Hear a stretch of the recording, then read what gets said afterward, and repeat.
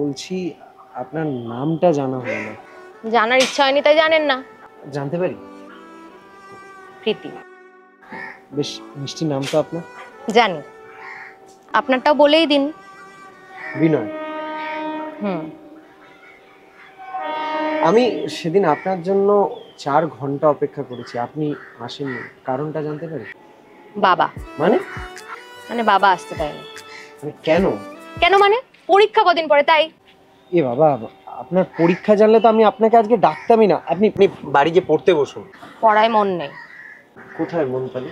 এখানে মানে বাইরে, আমার খোলা আকাশ ভালো লাগে। বুঝলাম। এর পরের দিন যখন আসবেন বই নিয়ে আসবেন, আমি সাহায্য করবো। আচ্ছা, আপনি নিজেকে ভাবেনটা কি বলুন তো? সব পারেন নাকি আপনি? না, আমি তো আর যাত্রার কাছে পড়তে বসবো না। আপনি মাধ্যমিকে 95%।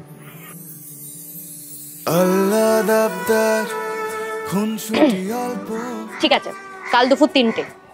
ভুল থেকেই শুরু আমাদের গল্প।